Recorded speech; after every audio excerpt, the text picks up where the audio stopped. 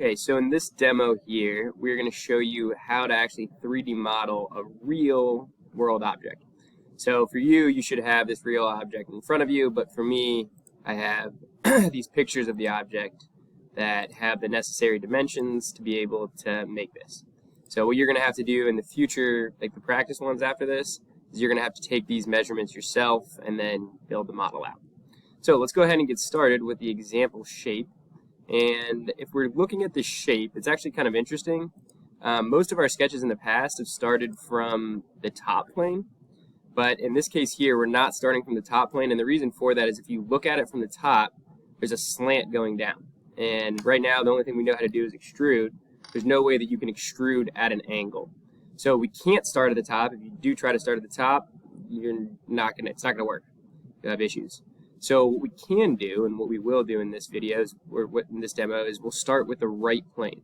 So very similar to what we used to do in the past, we're going to hide the other two planes, your front and your top, and then we'll make it so that we are looking directly on this right plane.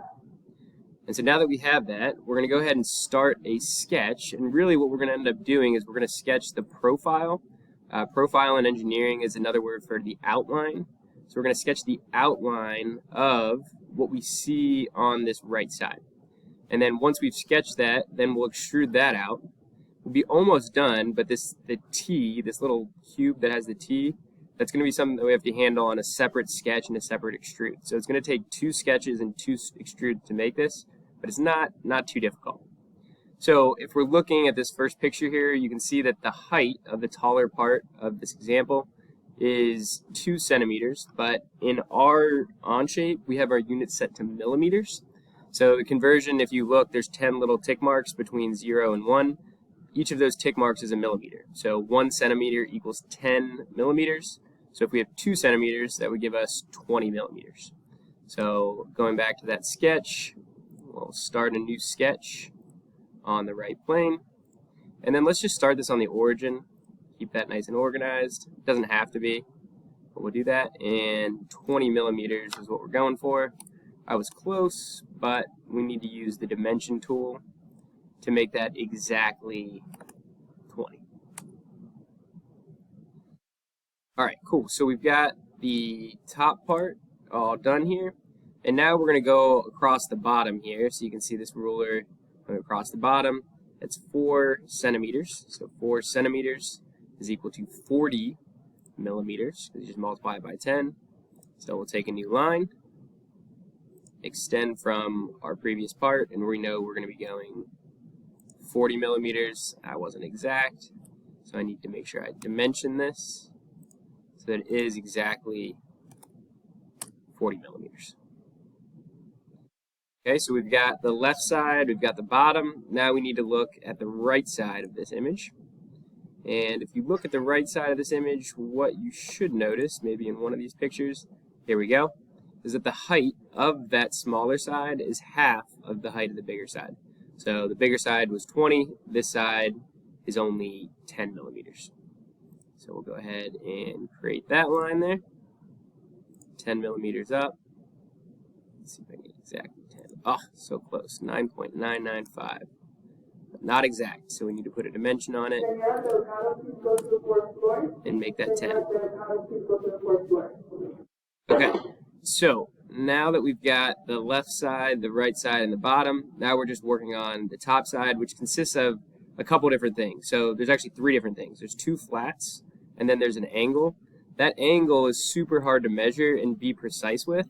The flats are actually pretty easy to measure because one of them is, the lower one is 2 millimeters, and if you look at the top one, that's 1 millimeter. So what we'll do is we'll create those flats and put the dimensions on them, and then all we have to do is just connect the dots to finish that final slant, and we won't have to put a dimension on it.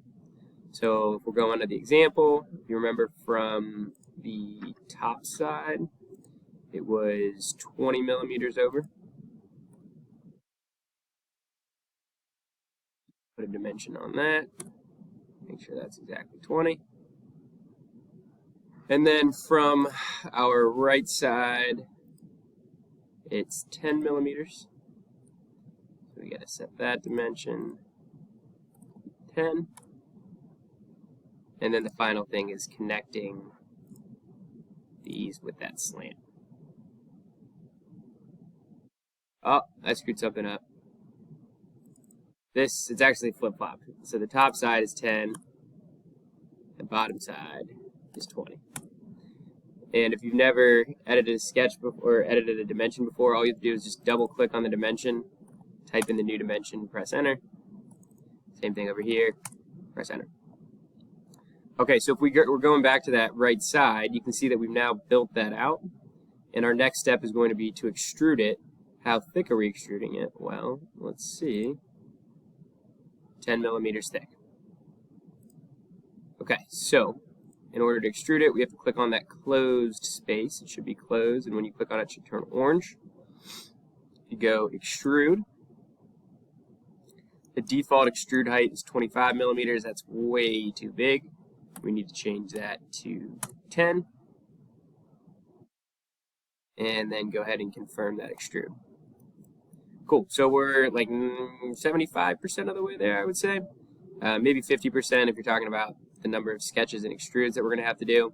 But really, if you're looking at the model, the only thing that we have left is this kind of T part of the little cube that's sticking out and coming out on us on the right side. So we measured it. It's a 10 by 10 by 10 cube. Super, super, super easy to make. But we need to make sure that we're doing this sketch on that part that we already extruded. So you're not going back to the front plane. You're going to the face of the extrude. So when we start the new sketch, we click on that face of the extrude, and if you're looking at sketch 2, it should say the sketch plane is the face of extrude 1. If you do that correctly, then all you need to do is create a corner rectangle in the corner, connect it down. We're going for 10 millimeters, but it's going to be super hard to get that exact. Now, instead of putting a dimension on this width to make this 10 millimeters out, what we'll do is we'll just set the width equal to the height. So there's an equals constraint. It's E on the keyboard, or if you just click the equals constraint. If you click on the height, and then you click on the length, boom. Now they're all equal, and that box should turn black, meaning that's fully constrained. Okay, so then the last thing we have to do is just extrude this box, and we know that it's a 10 by 10 by 10. So when we extrude this, it's going to be extruded out exactly 10 millimeters. Notice how the default was to add on this extrude. The reason for that is that we made the sketch on that actual face. If we were to make that sketch on the right plane, it would have defaulted to new, and then we would have had to add them together. So it is a really benefit when you're building things with extrude that you build one layer, and then you build the next layer, and the next layer, and the next layer, because then that's how the on-shape modeling software thinks you're doing it, and it'll default to the right thing.